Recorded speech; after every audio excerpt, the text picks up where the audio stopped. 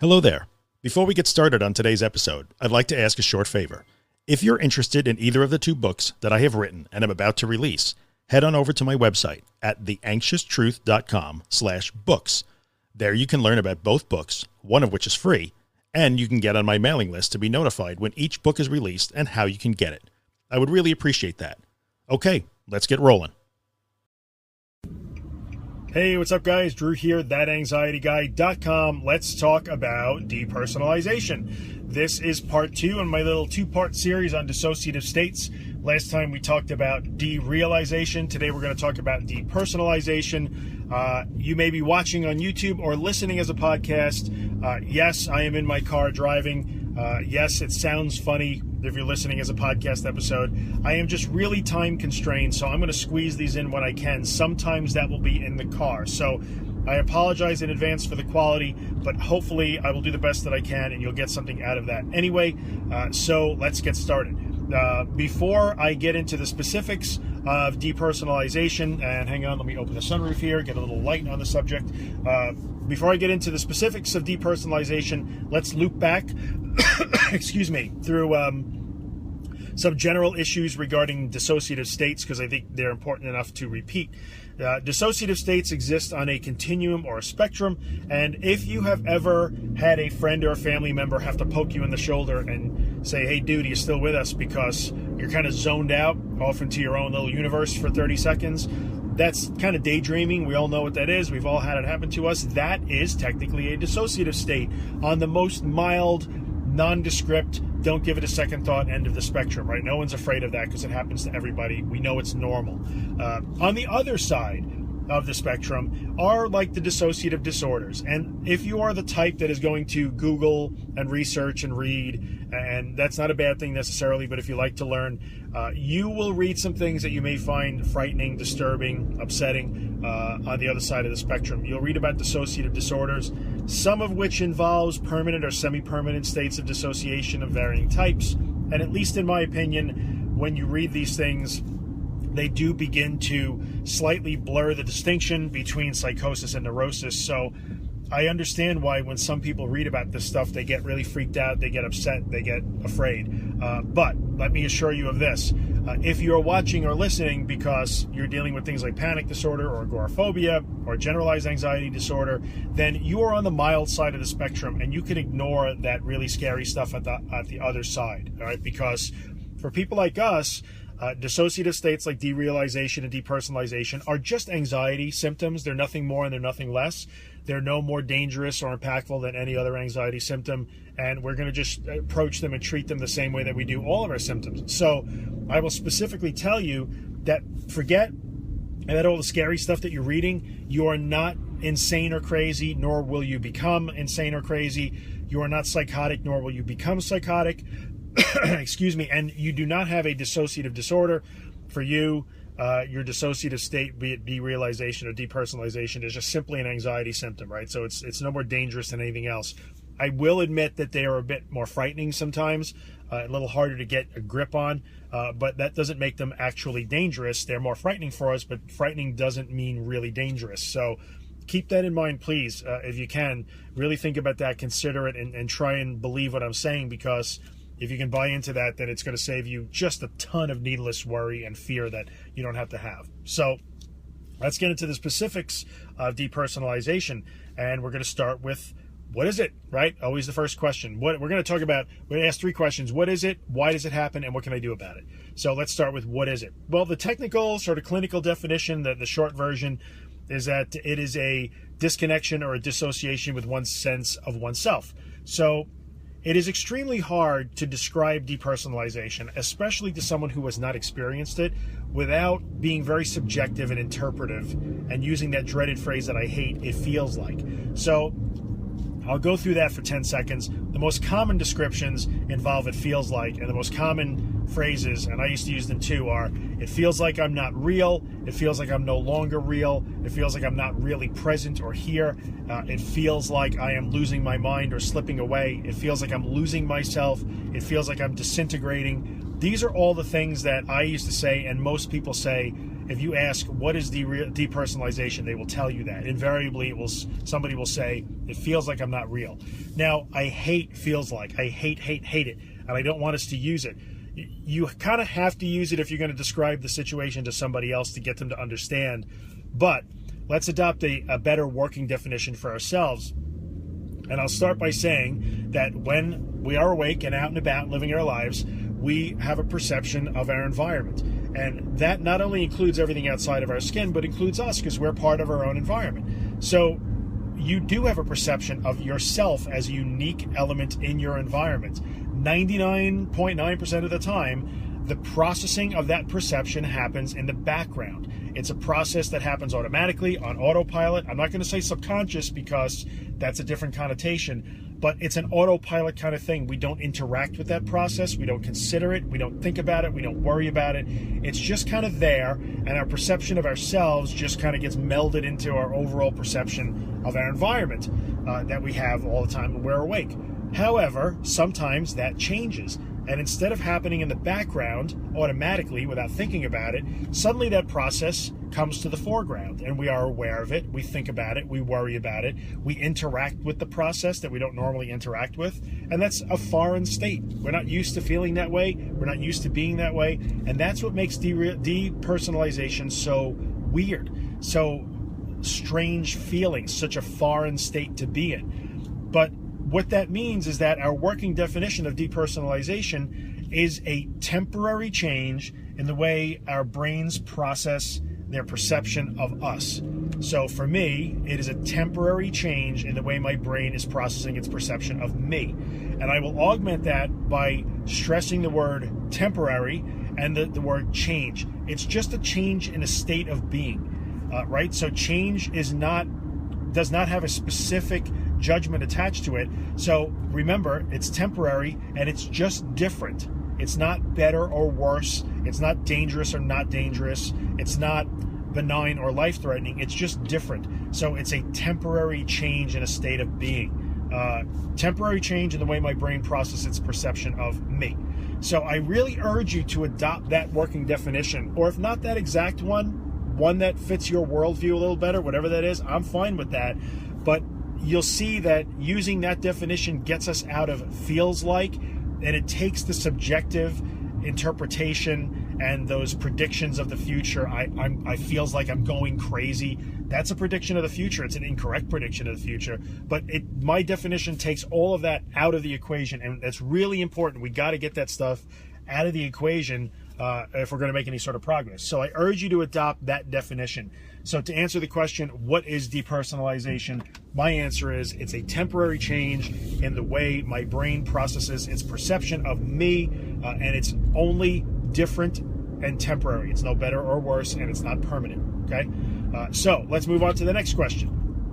Why does it happen? Now, the reason why human beings ask why things happen is because we often have this feeling that if we know why something happens, then we could somehow engineer things so that we can make that thing happen if it's a good thing, or we could stop it from happening if it's a bad thing. And sometimes that's true, but sometimes it's not. So let's follow that logic and let's look at possible explanations for why depersonalization happens. Well, I think the first one is probably psychodynamic. There are psychodynamic theories out there that all revolve around things like defense mechanisms. We've all heard that phrase. You become depersonalized, and we dissociate to protect ourselves from repressed memories of past traumas. That's a very Freudian thing. Those kind of things are associated with psychoanalysis. And while I'm not a psychodynamic guy, I'm a behaviorist, I will acknowledge that maybe that's true. There's kind of no way to prove it, but maybe it is true. But if we're asking why so that we can intervene and stop it from happening, then let's go down that path. And if that is true, then that puts us square in the realm of psychoanalysis and psychodynamic therapies. And decades upon decades of practical experience show us that psychoanalysis and those type of therapies are the least effective intervention we have in the case of anxiety disorders. They are extremely ineffectual because they take a very long time. They're not goal specific. They're open-ended. You may lay on that sofa talking about how mean your mother was for 10 months or 10 years. We don't know, and we don't know when it ends. So if we're worried about finding a cause so that we can stop it, the psychodynamic explanations don't really help us, right? So maybe they're true, but even if they are, what good does that do us? Like, not a lot of good. So the next most common explanation is biological. People will say, well, it must be chemical, right? It's chemical. Well, this is going to sound kind of smart-ass to say, but saying that depersonalization is chemical is like saying that water is wet. It's not news in any way, shape, or form. We are physical beings in the world, and the way we express that physical incarnation is in our brains, chemically, digital ones and zeros, right? So we are a stream of biochemical ones and zeros. That's what our feelings and our thoughts and our emotions and ideas, that's what they ultimately boil down to physically. So it's no secret that everything that happens in our brains is chemical in nature. But knowing that it's chemical doesn't mean that helps us in any way, because while we may know a lot more about brain chemistry than we did 35 years ago or 50 years ago, we still don't know nearly enough to know exactly which of those chemical ones and zeros are to blame for depersonalization or derealization or any particular anxiety symptom. We just don't know. So regardless of what any drug company may want you to believe, we really don't know. And neuroscientists will say this every day. We're getting better, but we're still really, really, really far off from having any real answers. And since we don't know which chemistry is actually at play in these things, we don't have any real effective interventions. And when I say effective, my criteria for an effective intervention, and I'll be honest, I mean medication, is one that has a specific, predictable outcome that's well targeted and doesn't involve all kinds of other side effects that come with it. And right now, we do not have that. So our medication, and I would say medication, even anything you swallow, whether it's a medication or an herb, doesn't always mean good or safe. So the things that we swallow to deal with these problems are like cleaning your oven with a flamethrower. That may work, but there's a whole slew of prices to pay for that clean oven with the flamethrower. And in my opinion, it's really not the best course of action. So forget the chemical part, and I think what this boils down to is, if you want to look at why does depersonalization happen, probably the most constructive thing we can do is to accept that we really don't know, because otherwise we spend a tremendous amount of time and energy trying to find the cause so that we can somehow stop it from happening. And honestly, that becomes a colossal waste of time and energy, and just leads to frustration and anger and disappointment and confusion and a feeling of powerlessness, because you search and search and search for this to swallow or that to swallow, or, oh, it must have been a time that my teacher yelled at me, and none of that ever turns out to be fixable or workable, and so you just start to feel like you have no power over the situation, and that's wrong. So the most constructive thing we can do is just accept that, at least today, in 2015, we really do not know the exact mechanism of why these things happen to us. See me in 100 years, maybe we'll know. But for now, let's accept that we don't know. So the third question is, then what do we do about it? And just because we don't know why it happens doesn't mean we're powerless. But I will say that the cheeky answer of, in the question, what do I do about it, is that you do nothing. And I don't mean truly nothing. What I mean is, we don't do any of the things that we instinctually think we should do to react to our anxiety symptoms. So we do not fight against them. We don't flee. We don't try and avoid or distract. We don't try to ignore them. We don't try to run from them. And we certainly don't go into bracing, oh my God, what if mode, because those are the things that cause more problems. So when I say do nothing, I mean you don't do any of the things that most people commonly do sort of by instinct or automatically as a knee-jerk reaction to depersonalization or any other anxiety symptom. What we do is more of an active nothing. And by active nothing, I mean we have to work on things like relaxation breathing techniques. That's a skill. You have to practice it, like learning how to ice skate. Progressive muscle relaxation, another skill you'd have to practice, like learning how to speak French. And you have to work on meditation, which is calming your mind. Yet another skill you'd have to learn, like learning to play the trombone. So there are things that we can do that we do take an active role in, but it's sort of an active nothingness. So our overall goal with depersonalization is, when it hits, we need to be able to put ourselves in the state of a relaxed body and a quiet mind. And that takes work. That's practice. Those are skills you have to work on. And then the wild card in there is courage, and I talk about that all the time. So you have to be willing to be really afraid of the symptom, at least in the beginning. But when you put all those things together, you work on those things, you accept the fact that depersonalization is just going to happen to you. You don't fight it, you don't try and stop it, you don't try and flee or distract or avoid or run, and instead you kick in with that active nothingness, relaxing, breathing, calming your thoughts, being still. You will find that your episodes of depersonalization get shorter. Not immediately, so they're not going to go from lasting an hour to lasting 10 minutes immediately, but each time will get a little bit shorter and a little less severe. And once that happens, that is where the concept of experiential learning kicks in. And that's the miracle of the human brain, because now you will learn, even though you're not trying to, but you're going to learn this through experience, that, hey, wait a minute, if I do this, then it's not so bad. It actually does go away. And once you learn that through experience, that's when the fear begins to break down. And the trick here is not that we're trying to make depersonalization go away. We're not trying to make it go away. We're just trying to lose our fear of it. Once we lose the fear, because we understand that if we relax and do nothing, we're safe and it will go away. Once we lose the fear, that's when you win the war. So the short answer to it, what do I do about depersonalization, is you learn, note that you don't need to be afraid of it. That's what you do. And that's an active process. And we'll talk about the specifics of that down the road in future podcast episodes and videos. So we're going to talk about the mechanics of breathing and relaxing and all that good stuff. But in a nutshell, that's what we're doing. We're learning not to be afraid. And when you learn not to be afraid, that's when you begin to actually banish depersonalization and all your other anxiety symptoms from your life. All right, so let's recap here. What is depersonalization? It is a temporary change in the way my brain processes its perception of myself. It's just temporary, and it's merely a change in state. It's not any better, worse, more or less dangerous. That's all it is. Why does it happen? Don't really know why it happens, and that's okay, because I don't want to waste a whole lot of time trying to find the cause so that I can fix it, because I can't.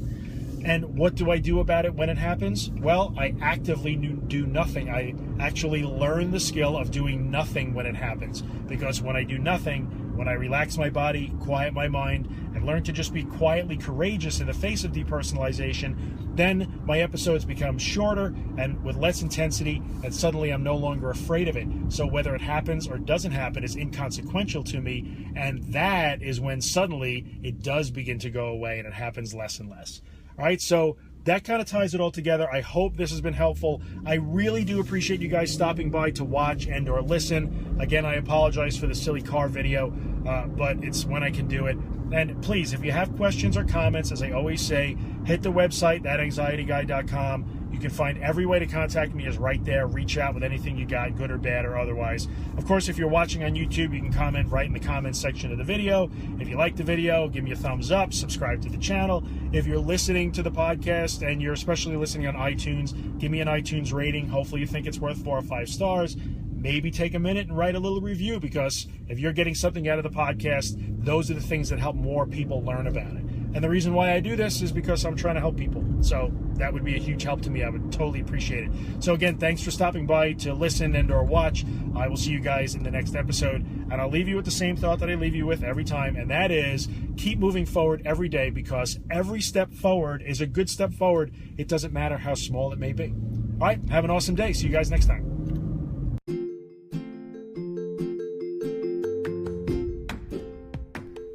Hey, what's up, guys? Drew here. In the 5 years that I've done the podcast, I've never had a sponsor. But now it's time for me to put in a little plug for the day job, the business that I own. And that business is managed WordPress hosting. So if you have a website and it runs WordPress, and you'd like WordPress hosting that makes WordPress faster, more secure, and way easier than you ever imagined it would be, then check out Helix. You can find us online at imhelix.com. That's IAMHELIX.com. We took a long time to build Helix. I'm super proud of it. It works spectacularly. We take really good care of our customers, and I promise we would take really good care of you too. So if you're in the market for WordPress hosting that will blow your mind, check out Helix. I would appreciate the consideration. I thank you for coming by and listening, and I'll see you the next time.